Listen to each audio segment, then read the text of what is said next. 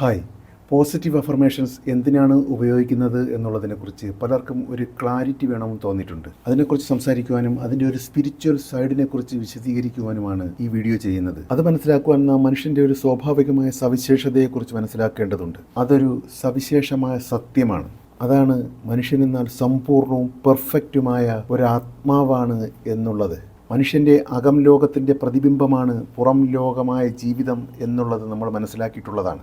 മനുഷ്യാത്മാവ് എന്നത് പരിശുദ്ധവും പൂർണ്ണതോതിൽ ഉള്ളതുമാണ്. Whole and perfect എന്ന് പറയും. അതിൻ്റെ അർത്ഥം മനുഷ്യൻ്റെ ജീവിതം എന്നത് ആ ആത്മാവിൻ്റെ പ്രതിബിംബമായി ഒരു കുറവുമില്ലാതെ ഏറ്റവും പെർഫെക്റ്റായി ഉണ്ടാകേണ്ടതാണ് എന്നുള്ളതാണ്. പിന്നെ എന്തുകൊണ്ടാണ് മനുഷ്യൻ്റെ ജീവിതത്തിൽ കുറവുകളും കഷ്ടപ്പാടുകളും ഉണ്ടാകുന്നത് എന്ന് വെച്ചാൽ മനുഷ്യൻ്റെ സ്വാഭാവികമായ ആ സമ്പൂർണത എന്ന പരിശുദ്ധമായ സത്യത്തെ അപൂർണത എന്ന അസത്യം കൊണ്ട് മറയ്ക്കപ്പെട്ടു പോയത് കൊണ്ടാണ്. എല്ലാം തികഞ്ഞത് എന്ന സത്യത്തെ കുറവുകൾ എന്ന അസത്യം കൊണ്ട് മറയ്ക്കപ്പെട്ടു പോയത് കൊണ്ടാണ്. എങ്ങനെയാണ് അവ മറയ്ക്കപ്പെട്ടത്? ഇതുവരെയുള്ള ജീവിത കാലയളവിൽ ചുറ്റുവട്ടങ്ങളിൽ നിന്നും കണ്ടതും കേട്ടതും അറിഞ്ഞതും അനുഭവിച്ചതുമായ നെഗറ്റീവ് കാര്യങ്ങളിലൂടെ ഉപബോധ മനസ്സിൽ പതിഞ്ഞുപോയ തെറ്റായ വിശ്വാസങ്ങൾ വഴി ഈ തെറ്റായ വിശ്വാസങ്ങൾ ബോധ മനസ്സിൽ ഒരു മറയായി ഫീൽ ചെയ്യും. ബോധത്തിൻ്റെ ഉയർച്ചയെ തടയും.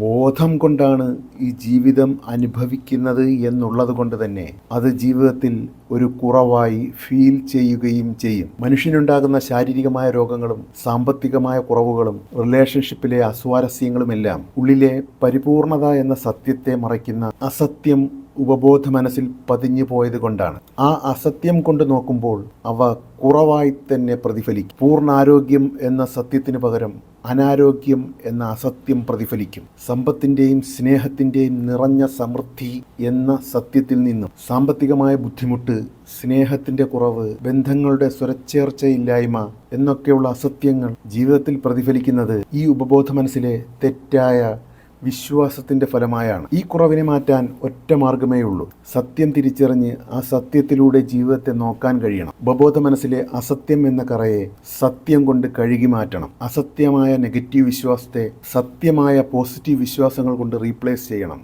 അതിനുപയോഗിക്കാവുന്ന ഏറ്റവും മികച്ച ടൂളാണ് പോസിറ്റീവ് അഫർമേഷൻസ്. അഫർമേഷൻ എന്ന വാക്കിൻ്റെ അർത്ഥം പറഞ്ഞുറപ്പിക്കൽ എന്നാണ്. അസത്യത്തിനുമേൽ സത്യത്തെ പറഞ്ഞുറപ്പിക്കുന്നതാണ്. ഇവിടെ അഫർമേഷൻ ഏറ്റവും എളുപ്പം എഫക്റ്റീവ് ആകുന്നത് അത് ആത്മതലത്തിൽ നിന്ന് പറയുമ്പോഴാണ്. എങ്ങനെയാണ് ആത്മതലത്തിൽ നിന്ന് പറയുന്നത്? ഞാൻ എന്ന വാക്കുപയോഗിച്ച് പറയുമ്പോൾ. ഞാൻ എന്ന വാക്കുപയോഗിക്കുമ്പോൾ അത് മനസ്സോ ശരീരമോ അല്ല, യഥാർത്ഥ ഞാനായ ആത്മാവിനെയാണ് സൂചിപ്പിക്കുന്നത്. നമ്മൾ എപ്പോഴും ഓർക്കാനുള്ളത് നമ്മളൊരു മനസ്സോ ശരീരത്തിനോ ഉപരി ഒരാത്മാവാണ് എന്നുള്ളതാണ്. ശരീരവും മനസ്സും ആ ആത്മാവിൻ്റെ ഉപകരണങ്ങളാണ്. അതുകൊണ്ട് തന്നെ ശരീരവും മനസ്സും പൂർണ്ണമായും ആ ആത്മാവിന് വിധേയപ്പെട്ടിരിക്കുന്നു. ശരീരത്തെക്കുറിച്ചുള്ള ആത്മാവിൻ്റെ ചിന്തയെ ശരീരം അനുസരിക്കുന്നു. സ്വന്തം ശരീരം പൂർണ്ണ ആരോഗ്യമുള്ളതാണെന്ന് ഒരാത്മാവ് ചിന്തിക്കുമ്പോൾ ശരീരം അതനുസരിക്കുന്നു. അസുഖങ്ങൾ മാറുന്നു. അഭിവൃദ്ധിയുള്ള വിശാലമായ മനസ്സാണ് എന്ന് ഒരാത്മാവ് ചിന്തിക്കുമ്പോൾ അതിൻ്റെ ഉപകരണമായ മനസ്സ് അതനുസരിച്ചുകൊണ്ട് സ്വയം മാറുന്നു. അഭിവൃദ്ധിയെ ആകർഷിപ്പിക്കുന്ന തരത്തിലുള്ള തീരുമാനങ്ങൾ എടുക്കുന്നു. ജീവിതത്തിൽ സമ്പത്തും അഭിവൃദ്ധിയും സ്നേഹവും എല്ലാം വരാൻ തുടങ്ങുന്നു. എന്നാൽ ഒരാത്മാവ് കരുതിക്കൂട്ടി അത് പറയാതിരിക്കുമ്പോഴോ ശരീരവും മനസ്സും ആശ്രയിക്കുന്നത് ഉപബോധ മനസ്സിനെയാണ്. അങ്ങനെ വരുമ്പോൾ പലപ്പോഴും ഉപബോധ മനസ്സിൽ നെഗറ്റീവായി പ്രോഗ്രാം ചെയ്യപ്പെട്ടു പോയ അസത്യങ്ങളുടെ അടിസ്ഥാനത്തിൽ ആയിരിക്കും ഉപബോധ മനസ്സ് പ്രതികരിക്കുന്നത്. അത് അസത്യങ്ങളായ കുറവുകളായി ശരീരത്തിലും ജീവിതത്തിലുമെല്ലാം പ്രതിഫലിക്കാൻ തുടങ്ങും. ഇത് ഓട്ടോമാറ്റിക്കായ ഒരു പ്രോസസ്സാണ്. കാരണം ഇത് പ്രോഗ്രാംഡാണ്. അതൊഴിവാക്കാൻ ഒരൊറ്റ മാർഗമേ ഉള്ളൂ. അസത്യത്തെ സത്യം കൊണ്ട് റീപ്രോഗ്രാം ചെയ്യുക.